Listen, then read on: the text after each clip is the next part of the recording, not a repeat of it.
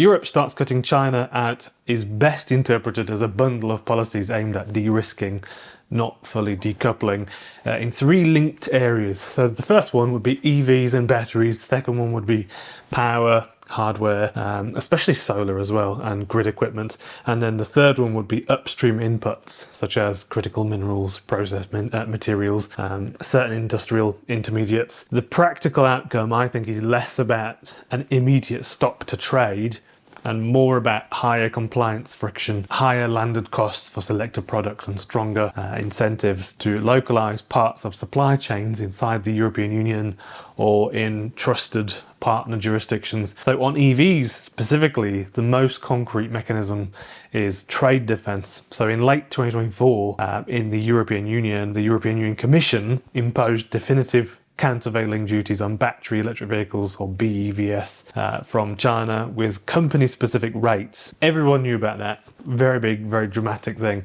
BYD was 17%, Geely was 18.8%, and SAIC was 35.3%, and a lower company-specific rate reported for Tesla China-made EVs, basically, which was 7.8%, I think it was, in some summaries. These duties sit on top of the European Union's standard import tariff regime and are designed to offset subsidy-related price advantages rather than block imports outright. So in early 2026, reporting indicates that the European Union has also been working on a framework for price undertakings, minimum import price commitments, as an alternative path to tariffs, which would effectively regulate the floor price at which certain China-made EVs can be sold within the European Union. Two intermediate measurable implications flow from that. So the first, the price gap between China-made EVs and locally produced alternatives can actually just get smaller and can narrow, especially in the mass market where margins are very, very thin, and a 10 or 20 or 30% swing in landed costs changes purchase decisions, basically. Secondly, the duties and the minimum price route both reward localization strategies. Chinese OEMs can respond by expanding assembly or component production in the European Union to reduce tariff exposure and political risk, while the EU OEMs they basically just get some time, extra time to figure stuff out and compete with Chinese brands to defend market share and scale battery/EV production. So the more this becomes a negotiated system, duties plus minimum prices plus localization commitments, the more the European Union EV market behaves like a managed trade environment rather than a purely price-led import market. The next point I want to make is that cutting China out is much harder in power and industrial tech than in finished vehicles, because Europe's dependency is concentrated in upstream processing and specific hardware categories. Solar is the clearest example. Multiple analysis cite that China supplies well over 95% of the solar panels used in Europe, with figures around 98% of European Union's solar panels imported in 2023 and referenced again across 2023 to 2024. That level of concentration creates an obvious policy target, but it also limits near-term room to maneuver. So if the European Union attempted a rapid substitution away from Chinese solar supply, it would either raise costs materially, slow deployment, or both, unless domestic manufacturing capacity scaled very, very quickly. This is why recent EU approaches increasingly combine industrial policy with selective trade barriers, so both of those two things. The net zero industry, ACT, NZIA, referenced in policy coverage, is intended to expand EU manufacturing capacity for net zero technologies and includes mechanisms explicitly aimed at reducing reliance on dominant suppliers in categories such as solar.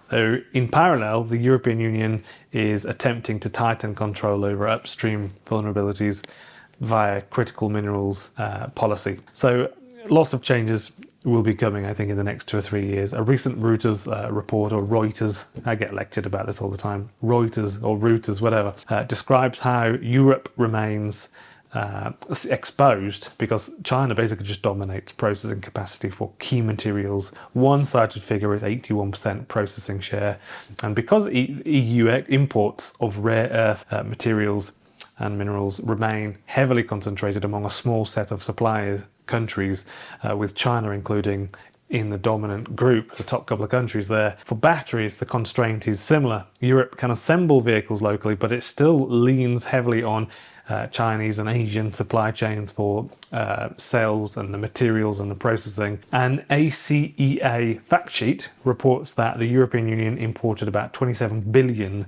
euros worth of batteries in 2023. Of course, a lot more in 2024 and a lot more in 2025. And it's hard to really get accurate data on 2025 at the minute. Actually, there's a few questions surrounding the data, so I won't give that. And a very large share of those imports came from China. ACEA cites China as accounting for 87% of total European Union battery imports within a group of 3 Asian countries. Separately, EU technical analysis notes that EU battery consumption approaching 400 gigawatt hours in 2025, with e-mobility as the main driver, so e-bikes, scooters, mopeds, cars, things like that.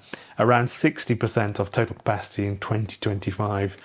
The rest was obviously grid scale storage and things like that. So rising toward 80% by 2040.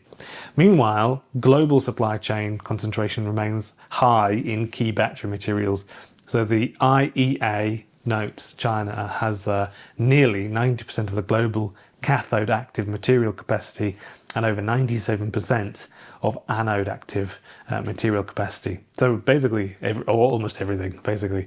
And yeah, put simply, even if Europe expands cell and pack manufacturing, it still faces embedded China exposure upstream unless it builds or secures alternative processing routes.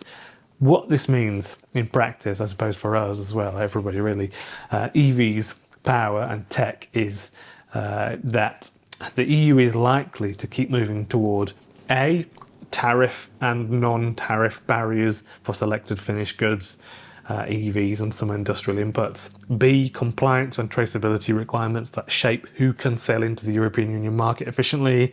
And C, targeted subsidies and permitting reforms to expand domestic capacity in net zero tech manufacturing and also critical minerals processing.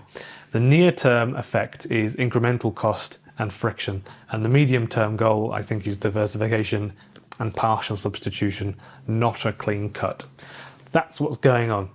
There's a lot to talk about, of course. What do you think? Let me know in the comments. Thank you for watching.